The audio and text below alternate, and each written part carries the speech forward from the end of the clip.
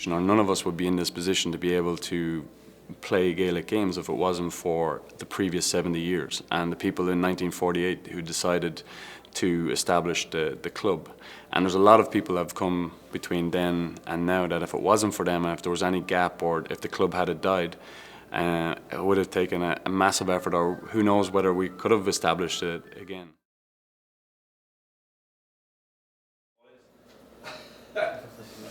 Brendan. No, You're not the other Brendan McCarthy. You're a good The best judge player, he's dead. You're a good judge of a player. You arrived in Montreal? I arrived in Montreal on October the 5th, 1956.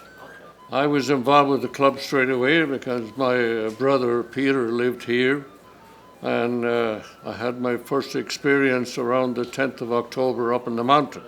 I was more interested in hurling, but some of the fellows said, "Come on, Brendan, you're okay. You're good enough to play football." So I was recruited. It was a community as well as keeping fit, and as a young fellow like myself, we didn't have anything else but the hurling and the football. And it was, I just got great enjoyment out of it, you know, especially to be picked on the Montreal team was really special for me, yes. How many played that? Well, I had a brother here that was in the Presentation Brothers at that time. And I got my passport to go to Australia. But the two guys that I was supposed to go to Australia left because I wouldn't leave home because my mother was alone. Everybody else in the family, I'm the youngest of 11, and everybody else had immigrated. So I stayed home to keep the small farm we had running. And You came over here? well, my brother, I convinced him to come back from England. He was married and he had one child, and he came back and took over the small farm, and I immigrated to Canada. This is the main reason it remained so popular is you had always people that was interested. Like Martin Green, like, was the soul of the GA here, like. And there was no money in the GA here, like, that was very important. Like, he must have travelled to Ireland at his own expense because he made a couple of trips to Ireland to get recognised. Because we were the first team in Canada to be recognised by the board in Ireland. Yeah, that's serious. I think it was because the love of the game and with the hurling and Gaelic football, and with the amount of people that were really interested at the time. They just wanted to keep the games of the Gael going in Montreal. Yeah. I came as a novice with the Presentation Brothers, Okay. and I taught with them for 15 years. And then they moved back to Ireland and I stayed here. So I played for Montreal and I was proud of it for 15 years. We had a core of players that were championship calibre. Right. Among them John O'Brien, Matt Dooley, Henderson, several of them. But I still hold these guys very dear to my heart. When I started in '57, the late Martin Green was the man that was running up and down the sidelines. Come on, lads, come on, lads, come on, get into it. And years after, when Martin passed away, Paul Moden stepped in his shoes without missing a beat. Running up and down the sidelines, picking on the other guys on the other team. And if they answered him back, he told them to dry up. Winning matches. Not that polite. So I picked Martin up and we drove out to the East End and went to the wedding. They served soup. And Martin says, I never seen coffee, he says, with two hands on the mug. He wasn't impressed. Jeez, he wasn't impressed at all with it. All right. That's fine. Yeah, well, I mean, as I say, around '95, The club was mainly focused in two mountains. Paul Moran, Peter Moran, these guys were keeping the club going, and a lot of the players at that stage were from two mountains. Peter's friends, a lot of really good players, but mainly Canadian born. And I guess I would have played my first game,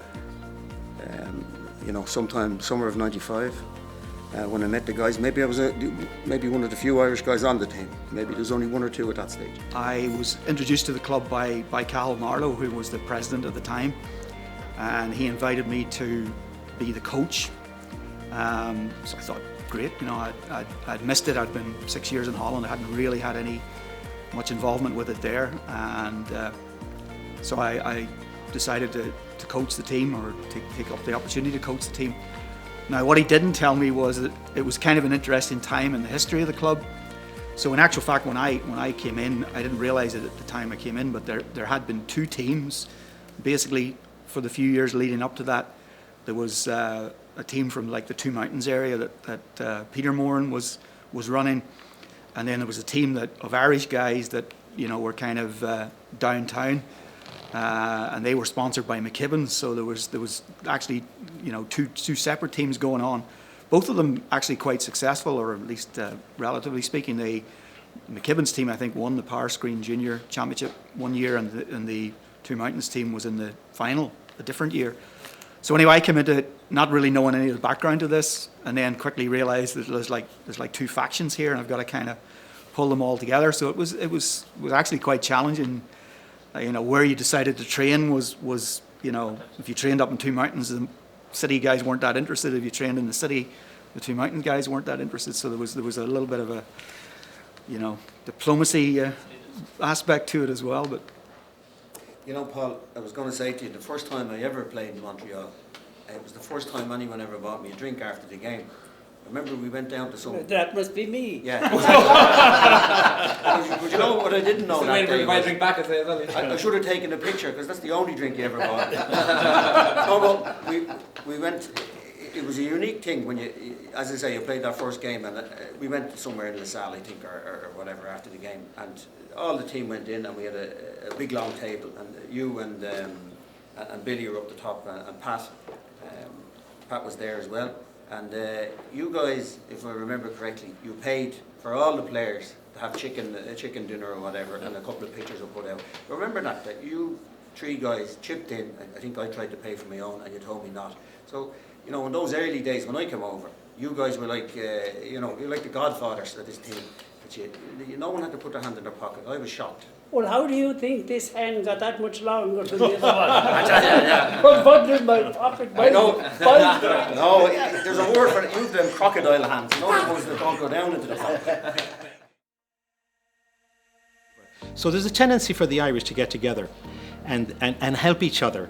And they do this in sports. So when you grow up playing Gaelic football, you want to continue playing it as long as you can.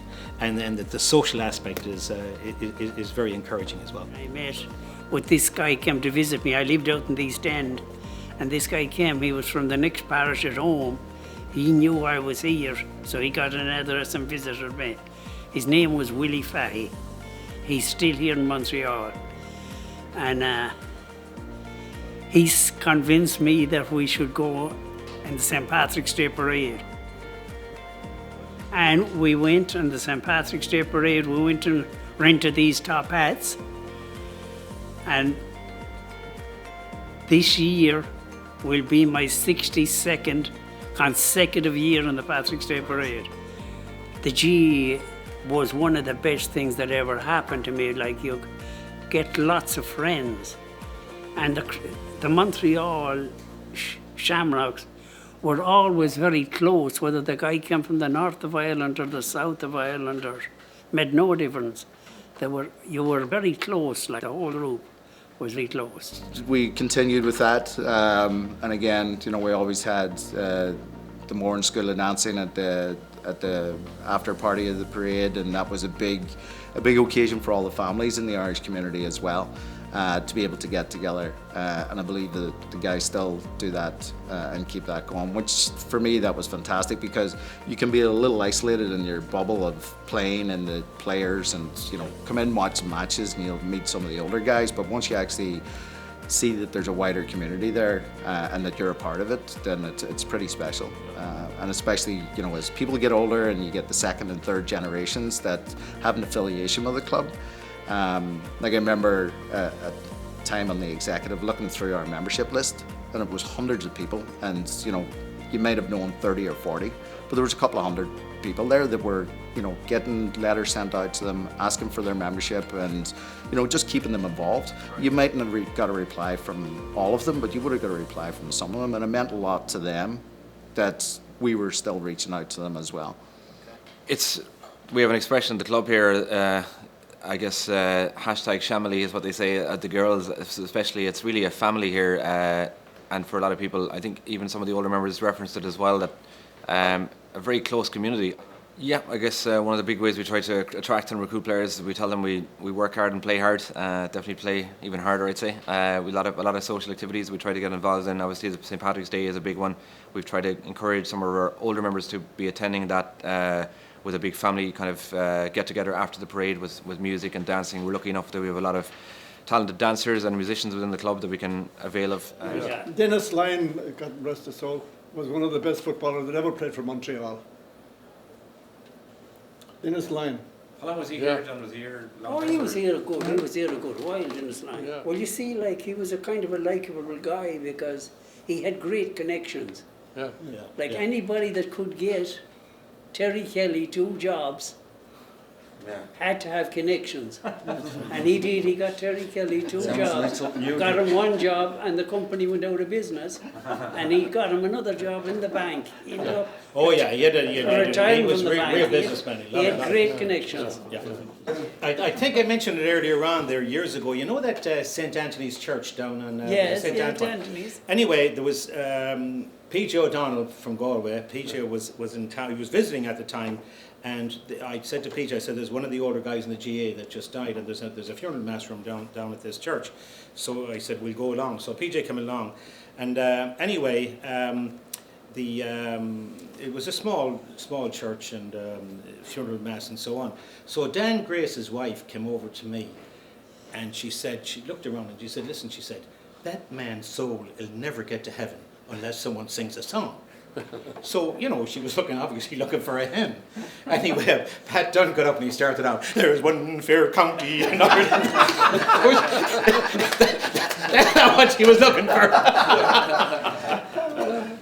The worst moment I had was down in the hotel in Toronto. I went out for a walk and I came back, and who would be standing at the door when I came back? Only Jimmy Dempsey, Kildare man. And I says to him, Jimmy, come up to the room. I says, I have beer. So we go up to the room, but I had no opener. And them bottled bottles, you couldn't. Jesus, you couldn't. So Dempsey got the bright idea. He says, I'll phone down. He says, now order a bottle of ginger ale. So he phoned down, ordered the bottle of ginger ale, and the guy came up with the bottle of ginger ale, but he had it opened. And he had no opener. So the guy was searching his pockets and he pulled out a wood screw. And he gave it to Dempsey. Dempsey had his shoe off and he's beating it. And the beer is up to the ceiling. Oh, that was one of my best weekends. I was always registered both in hurling and football because we belonged to the American board, and there was a ruling in the American board. You could play 13 players, but you had to have 13 on the field before the second half started. So if we didn't have enough of players, I always went on. If we were playing out of town, and we always had trouble with players travelling. It was, even that we had lots of guys, it was a problem, like. Well, like, I mean, it was no joy, like, I picked people up in Villassal and went to Buffalo, which is more than 400 miles, and you had to have them back by 12 o'clock at night. So, and they played 2 games. So it was kind of rough.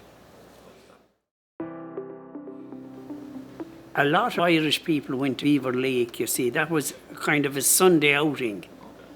So there was throngs of people sitting around there when we played the games on Beaver Lake.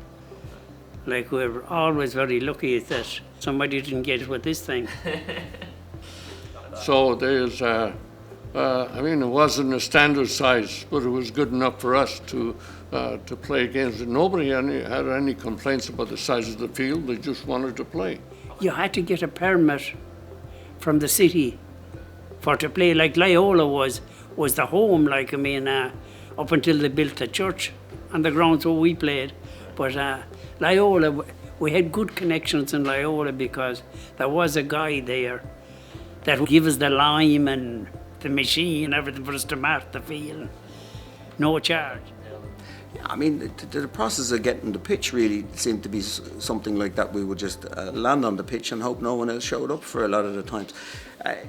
I mean, we've had challenges with the city, and it's surprising, I guess, to everyone. I would have presumed that the Irish are, you know, there's a shamrock on the flag of Montreal, but yet we don't have an Irish social centre. We don't have an Irish football pitch. You know, so there's been efforts through the years to try and get that underway, but we still don't have a home, which is terrible. And you would think, you know, at this stage, the powers that be locally would have done something for us by now. But yeah, so I mean, we've been basically, you could say we've been nomads to some extent for a lot of the years. We had a pitch in LaSalle, I guess, that would have been through the 90s and probably before. You've seen the pictures. You know, we would have been in Rutherford Park on top of the reservoir there on the mountain. You could be playing there, and there could be a guy walking across the pitch going home from work. So, you know. Like, I mean, you go to any village in Ireland, like, I mean, you have a church, a pub, a post office, and a GAA field. And the GAA field is just as important now as any other institutions, as a lot of people will say. It's the biggest problem the Montreal Shamrocks have right now is land and field to play on. So getting one field at the Black Rock, even though it won't be full size, but it's like gold dust. It would be, it's the lost ark for us. You know, it's massive. Broom ball started off as a pastime.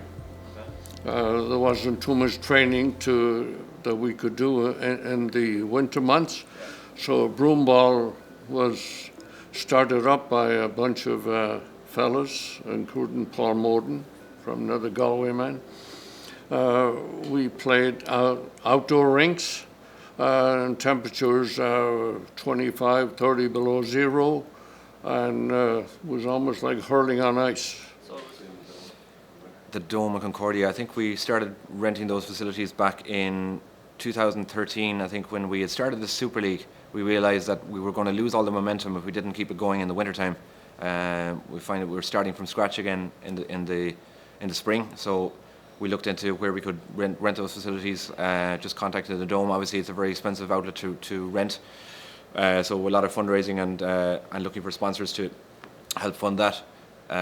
So we started booking that in 2013, and that really helped us to grow from there, because we're getting a lot of support actually from St. Patrick's Society in Montreal as well to help fund that on an annual basis, and that's allowed us to have to rent that facility every year since then.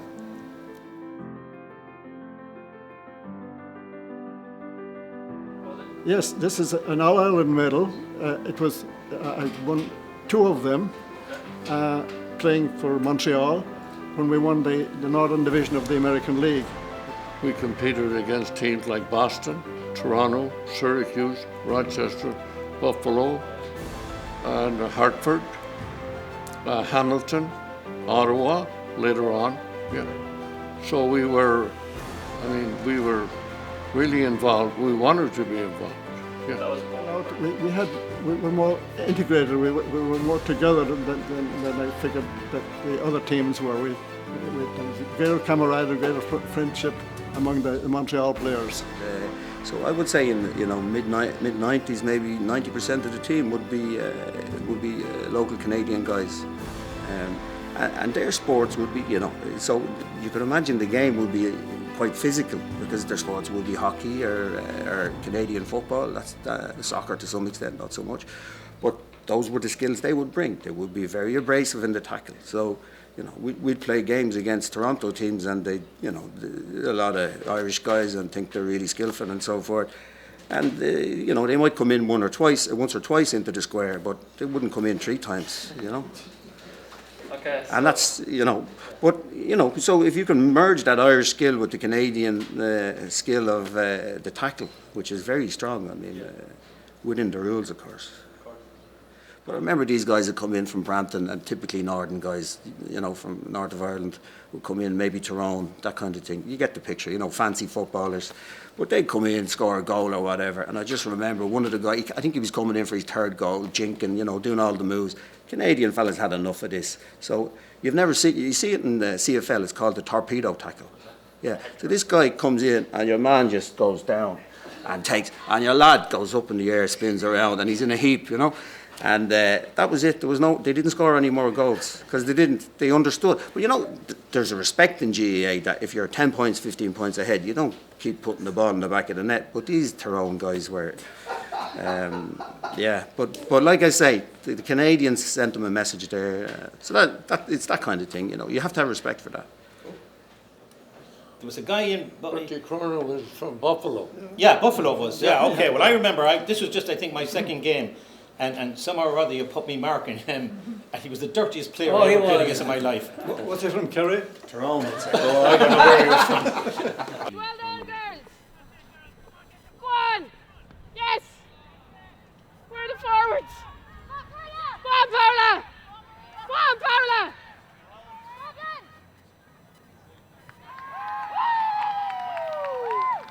That's all I wanted. And of course, once we saw that the boys had a team, I think I started to stir a pot a little bit, commenting to it. There was a young lady who was a partner of one of the gentlemen who played, Gavin, and I said, well, Rosalie, you played as well. Well, why aren't you playing? So we don't have a ladies team. Well, why don't we? And then that turned into me recruiting waitresses. Anybody who walked in my shift, that was unfit was turning around and trying to run away because I was looping someone in, like telling them rugby, it's tough on the injuries, eh? You need something that's, that's a little less painful. Why don't you try this? Let's see. So from there, we literally were just grabbing anybody who would take it on. What was so beautiful about the beginning of the ladies team was apart from 2 ladies from Ireland, none of us had played before. But I do remember us having a tournament, and I had 3 lady friends coming over from Camelot, County Down. And they were coming over for what they thought was a holiday of touring, so on and so forth. And I just made sure that there were extra trainers, and next thing you know, they were playing on the field without choice, no questions asked. And I believe one of them actually won an award. So like from being on holiday on the sidelines saying, okay, we'll come with you because we don't know where we are, to put your boots on, you're playing, and that's it. Ladies football game started to pick up early 2000s, I guess, and they had a very strong team. And I mean, I was a coach, the coach manager of the Shamrocks, the men's team, for quite some time. Brendan Reid was the coach of the ladies team. And I mean, this problem persists to today, that we have a challenge to get fields. So you'd have the men's team at one end and the ladies team at the other end of a small pitch. And so, yeah, there was a bit of managing of space there, let's say, and so forth. But look, the ladies team, I guess it mirrors the club's history to some extent. They've had very highs in 2000s, where they went to lows that, with no team for a couple of years again. And now again, they're on the way up. So it's, it swings and roundabouts. That was probably when ladies Gaelic got going here, but it was due to people like Anne Carroll, who was daughter of an immigrant, an Irish immigrant, and she'd seen the game. Obviously, she had an interest in setting up a ladies' team, and she did phenomenal work to pull that together. And I'll be honest with you, actually, in the early days of them, they were super committed, much more than the guys' teams were, to be honest with you. Yes, when we started back in 2002, 2003, 2004, there was just a couple of girls. I think we started with 4 or 5 girls, and then we played with the man. The Super League was only 2 teams that were called Setenta and Cuchulainn. And so there were about 2 or 3 ladies per team. And eventually we started a ladies' league on our own, but there was only 3 or 4 players at the time, 5, 6, and then we built up to 10. And eventually we had our own squad, but because there was no other women to play in Montreal, we had to travel to Ottawa or Toronto every other week in order to be able to have a league, and half the time these teams would have to give us players as well. And when we look at now at the Meet Tournament 2018, we have 2 full squads for ladies. 2019 we're aiming for 3 squads, and when we look at the number of women's team on the Super League team, it's also amazing to see that this sport has grown this much over the past 17 years, so it's fantastic. So I've been playing Gaelic football with the Shamrocks since 2016. I joined the league and there wasn't many women playing, and then since 2016 we've really brought on a huge number of women, and we've been really trying to promote ladies Gaelic football. So something that I've been doing, and with the help of Vero, we've been screening LGFA matches live at Concordia. So these have been screened for the first time this year with Lidl and back in Ireland on Facebook, and then we would screen them live, have a place where women can come to watch the match. So that's been a really great learning experience for a lot of us. And then also Concordia had only had the men's team, so that was something that I decided we would have to have a Concordia women's team. So that was something we did for the first time this past year, was have a full women's team in our Super League. So when I got here, the club have an internal Super League, and they were playing some hurling, but they only had 2 teams and it was co-ed. And since then it has developed into 3 full squads, and we introduced new teams, new names, new sponsors and jerseys, and it's fantastic. And each team is named after a borough in Montreal, so they're grounded and in the city, which is fantastic. And now, 3 full teams. We still play co-ed, so we play camogie rules in our internal league. But we're hoping that with the numbers we're seeing recently, that actually we're going to be able to split that. And it's this following the same model as the football, because that was the same when you're just building the numbers and recruiting people. You play co-ed until you have enough people. I'd say we're hopefully about a year away, maybe less if we're lucky, because we have so many camogues playing now in the last year. It's just exploded. We have about over 30 camogues, pushing 40. Yeah. And some of them are just single players, like they just play camogie. Like most of the players, they sort of emigrate over from football. We interest them, we kind of prod them a little bit to give it a go, but some of them are they're full blown into the camogie now. That's their main focus. Like some of the players who are going to the World Games, they've just taken it on. But yeah, they've just jumped right in, and the passion that we're seeing from people who aren't Irish or don't even necessarily have any Irish heritage, but they just fall in love with the sport. It's fantastic. Just people are welcome to join and try out camogie anytime. It can look intimidating at first because it's a game with sticks, and if you don't know what you're doing, and the fact that we only wear helmets and no other protective gear can put people off, or certainly make them dubious about trying it. But it's such a welcoming club and an easygoing environment to try out a new sport, and if you take to it, that's fantastic. If not, you can still stick around. We're a very friendly and open club. You know, when we used to go up to Toronto, and I remember Cathal Marlowe would give us some advice, tips, how to. And he'd say, so you say, 1 room should be enough. And you say, well, Carl, there's 10 of us. He said, you take the mattress off the bed, and 4 fellas could sleep in the base, and another 4 could sleep on the mattress on the ground now, and another fella inside the bathtub. Now, and this was grand. This used to go on for a long time. But we talked earlier about when the ladies got involved, right? And then there was a total shift. We went up to Toronto, we go to the hotel, there's a spa and a swimming pool in the hotel. So it was a complete mind shift when the standards were raised by the ladies when they got involved, in terms of accommodation at least.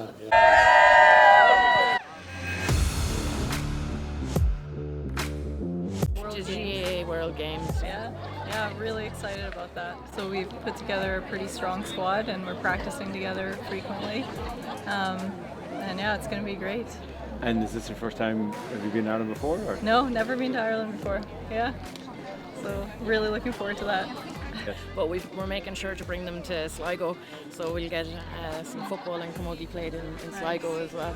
But yeah, the team going to the World Games, they're all non-Irish players, so they're all made up of Canadians, French, American. It's fantastic, all these different nationalities playing the sports.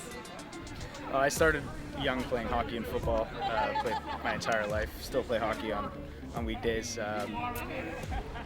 Since then I picked up Gaelic football, haven't stopped playing, and hurling's been a new passion. Hurling, a lot of on-the-ground stuff is kind of like hockey, but I find it's a little closer to, I guess, maybe baseball or softball that I've played in the past recreationally. It's easier to make the eye contact and hit the ball that way. Fair. Up until a month ago, I didn't play sports with sticks. So this is all new territory. Like, I can hit things and I can catch things, so if I can put them together, we should be okay. There's 5 going from Eastern Canada. We have 2 ladies football teams, senior and a junior, a camogie team, a football team and a hurling team. I think they said there's 1,300 players, Wow. which is really incredible. Yeah. It's going to be something.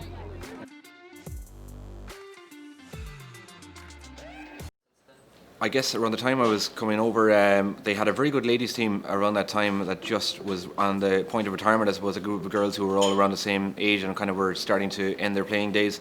And the same with the guys as well. They had campaigned for many years, competed against teams from Toronto and made many trips down there. And it was obviously very tough to continue that on a regular basis. So I guess by about 2009 we were at a pretty low ebb, I would say. We only maybe had no more ladies teams, we had no hurling team. We had maybe about 20 guys playing, and we remember our May tournament, which was traditionally a very, very strong tournament. We no longer had the Toronto teams participating in that either, so we ended up with a tournament with Quebec City and the Australian rules team. It was just the 3 of us playing in a tournament, so just very lucky, I think, with the people we had here. We seemed a very dedicated bunch of people, very passionate.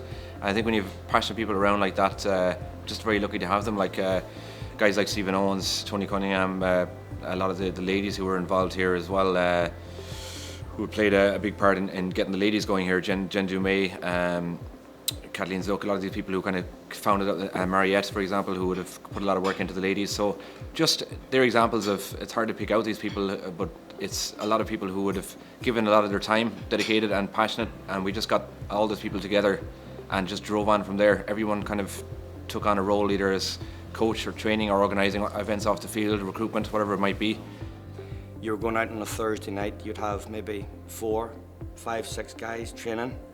So maintaining, interest from people and maintaining a good flow of football just wasn't possible, because there was months in between competitive games. There was nothing to people's interest. So this is really the reason why the Super League was born. I was thinking that we needed competitive games. We needed something that would keep people's interest. And so the idea was to introduce something like what was known at home as the parish league. Like parishes would break up families or break up town lands and then play amongst each other. So just with the numbers that we had at the time, we put together, just made 3 teams, and we called them the Goose Village Black Rocks, which was, Goose Village was an old Irish neighbourhood that was torn down, and the Black Rock is down there, so of course the Black Rock, massive significance in Irish history in Montreal. That was one team.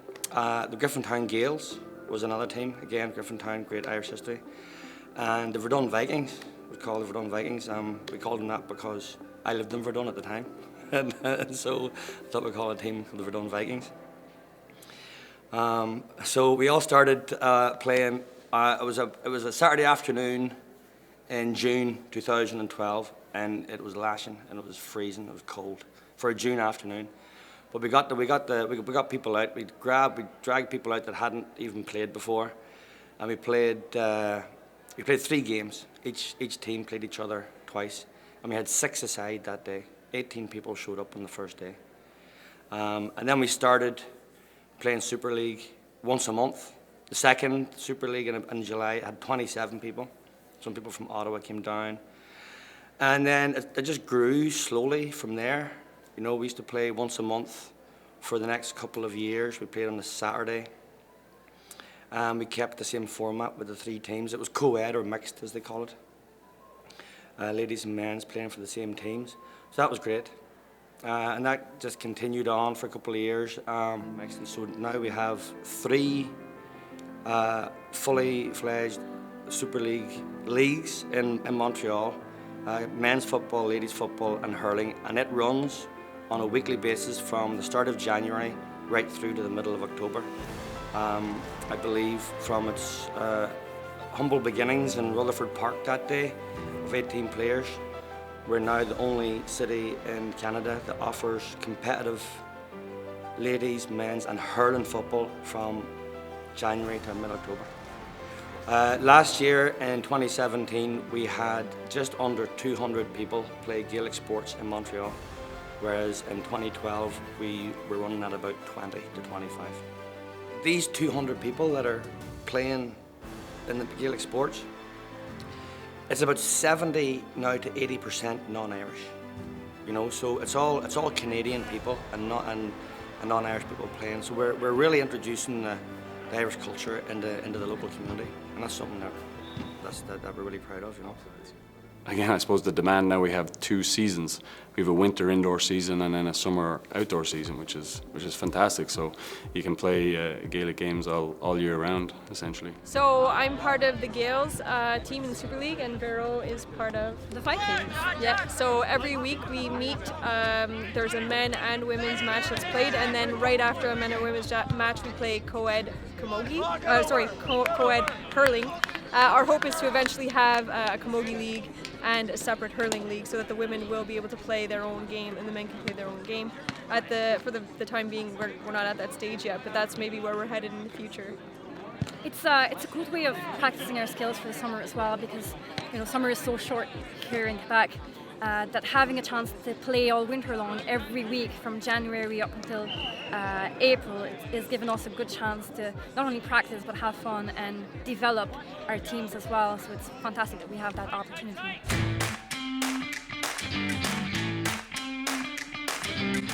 We have a youth program happening now as well, and part of it was getting a lot of qualified coaches happening, and with the support of the Eastern Division and the Canadian Board, we now have, I think, over 20 foundation coaches in Montreal that are qualified to coach kids.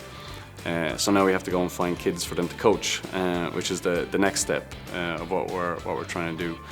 And one part of that is just having, on the weekends during the summer, is just having an opportunity for, I suppose primarily at the minute it's more children like yourself of Irish people that want to kind of keep the kids attached to something to do with Irish culture, but the plans and the ambitions are much wider than that, like the GAA, because the GAA has a community ethos, and it's not an Irish community ethos, it's whatever community you're in. Yeah, well, there was a youth program before myself, but then after about a year I knew I wanted to be more involved in the club, so I joined the exec team as the youth officer. And since then we've been doing a yearly summer camp, so 6 weeks. This year it's going to be 8 weeks. And basically it's a really good opportunity for kids to come into the Gaelic community, to the Irish community rather, learn Gaelic sports. And then this year we're also sending some families to the CYC for the second time. Yeah. So this is the second year we've done this project, where we have 2 coaches come in from St. Mary's University College in Belfast. This year our 2 coaches were Leanne and Donna, and they went into 5 schools in Montreal, 2 high schools and 3 elementary schools. So basically they taught a bunch of kids who wouldn't have access to these games. They were more lower income communities. So they taught these kids about Gaelic football and hurling. And we're hoping just to keep the program going and recruit more kids and just get the word out. And the idea now is to start looking at how can we transfer that into the club and make sure that the club is there, helping anyone that then wants to practice it outside of school. And sport is me. I'm not aware of any other sport that would have that, and that's where the amateur ethos comes in, is that all the money that's generated at the top level gets redistributed to grassroots, and like, it's amazing to think that money generated in Ireland gets spent in Montreal, and to help support that kind of development. For the first time, we have an official field. We have a permit. It's fantastic. It's in Verdun. It's right next to the natatorium on the South Boulevard. So yeah, we're really excited about that. To this year, we have about 15 to 20 signed up kids, but we're hoping to send a full squad to the CYC, the Continental Youth Championship. Last year, we had to put our kids on other teams just to make up numbers, so I'm hoping to send a Montreal team for the first time.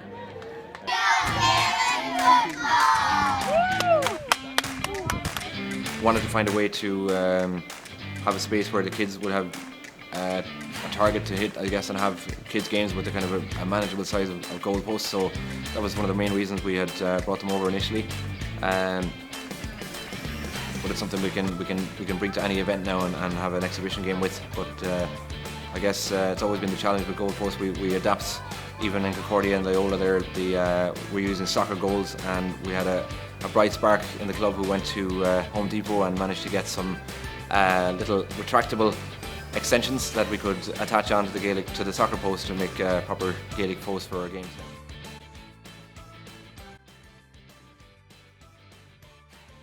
The fish committee got recognised, and they were having their fish out in the West Island. That's when we started our tournament. That would have been in 1966. No, sorry, 1986. But the only two teams in the tournament was Ottawa and Montreal. Played both hurling and football and tug of war, because Ottawa crowd were crazy on this tug of war business. You pull your guts out. And really the holy grail for the Montreal Shamrocks would always be to try and win the May tournament. And presumably it still is. I mean, now with the Eastern Championship and so forth, that are important events. But it's very important to try and win that own event.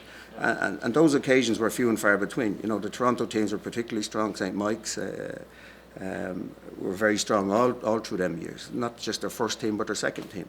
And again, so, you know, there was always something to keep you coming back in terms of success. And if we did have a success, I mean, that Paris Green win, we got the cup back to Montreal, and I would say we were out for at least 2 weeks every night.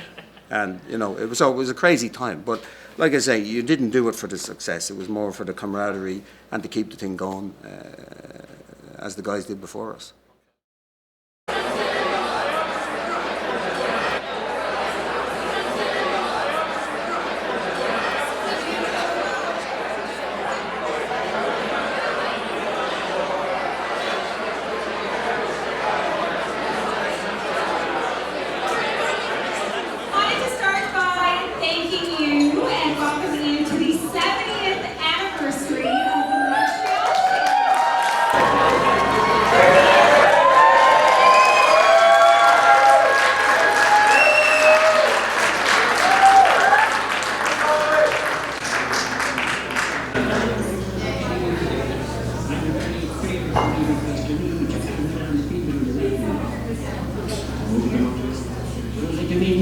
I want to speak up for the Montreal guys. They have that chance just in front of me.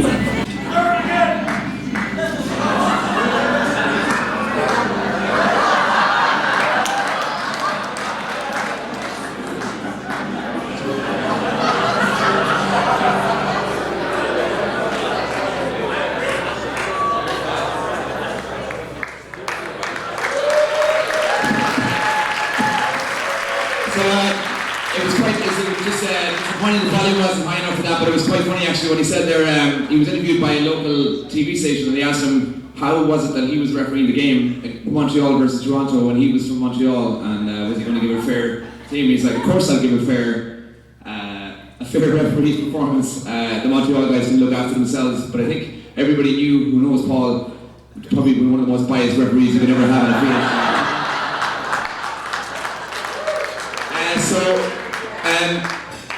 We unfortunately couldn't have him here tonight, but we wanted to just give a little presentation to Peter. If Peter could come up and take a little presentation, we'd like to.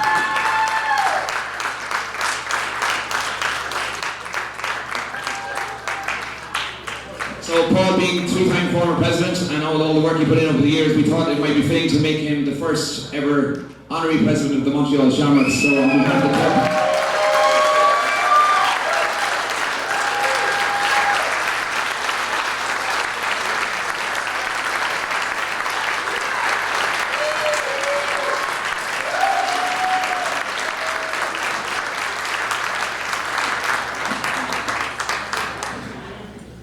thanks, Robert.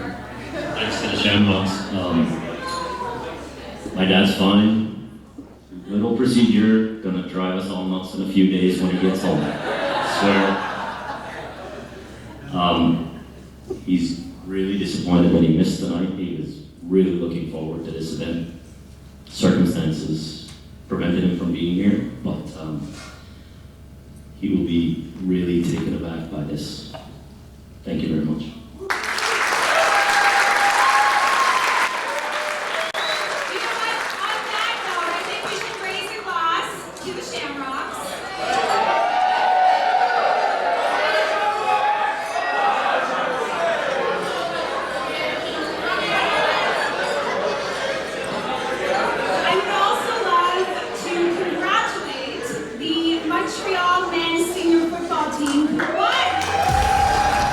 Fantastic achievement yesterday.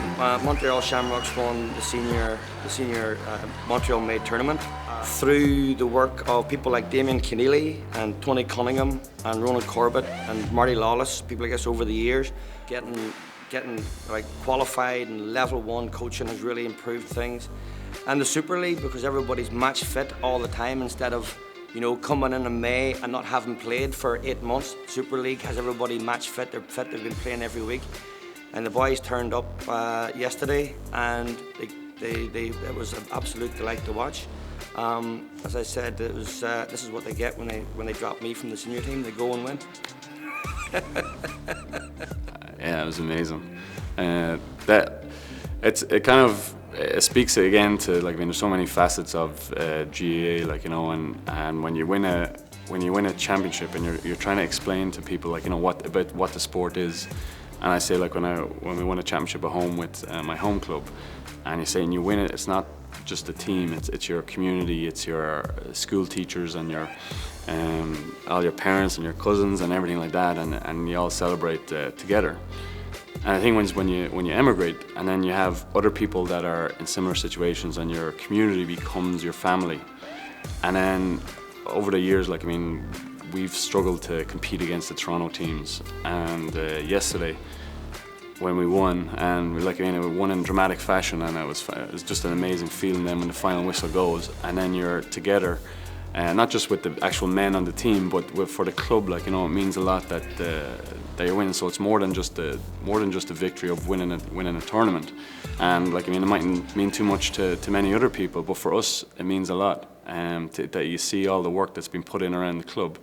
And as I said, winning's not everything, but it's still nice to win, because it is a competitive sport, and you can't deny that people want to win and when you want to perform, because it's no fun if you're going out and getting bet all the time.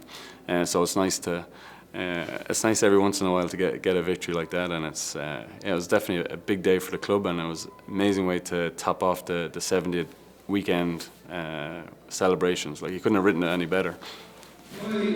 And Tony was dead right when he was on about myself coming here. It gave me great pride and satisfaction. I probably didn't show it yesterday, but I see different people from different backgrounds, nationalities, not necessarily Irish, playing out Gaelic games and being part and parcel of what is great about Gaelic games. That for me, man, fell home, and then that's why yesterday it just didn't bring tears to my face, but it just reminded me the value of what it did for me, and I hope it does to a lot of people who play there for the Montreal Shamrocks that are probably from the same backgrounds as myself, and I hope that the GAA does the same experience.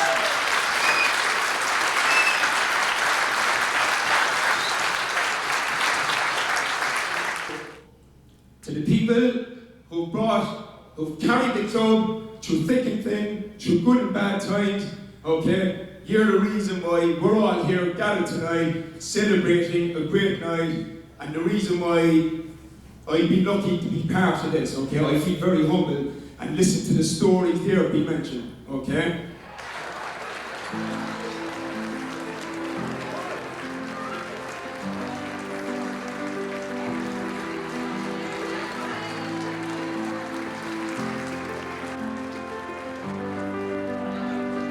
All you're really looking to do is kind of build on what's come before. Like, I mean, you're only holding the baton for a little time, and what we'd like to do is just leave the place in a better situation than you find it, and that's kind of what we've been building on from on the backs of other people's work over the years. So I feel like it's lovely too because like we grew up in Montreal, we have the Irish community, I have the rugby community, you have hockey, you have all your things.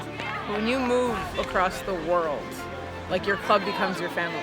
So like we've been known to call ourselves a family, and like it's a cute little thing that we do, but it's true because you come over here and you might not know anyone and you join the club and you instantly have like 200 cousins.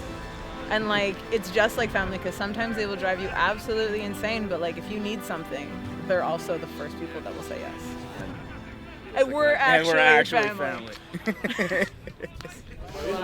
Oh yeah. There's one thing I would like to say before I leave you guys. I'd like to congratulate the executive of the Montreal Shamrocks for the great job in keeping this thing alive. Right. That always worried me when things was going bad, that it would die in my time. Yeah. Now it's getting better, and I'm very proud of you guys. Yeah. Very proud. Ladies and gentlemen, just to finish, someone once said that the way a team plays as a whole determines its success. You may have the greatest bunch of individual stars in the world, but if they don't play together, the club won't be worth a dime. The way the Montreal Shamrocks club play epitomises all that is good. Determination, the unity and the togetherness of this club is incredible. And while the association itself is known more as a sporting body, it's the way we conduct ourselves in our local community that is so very important.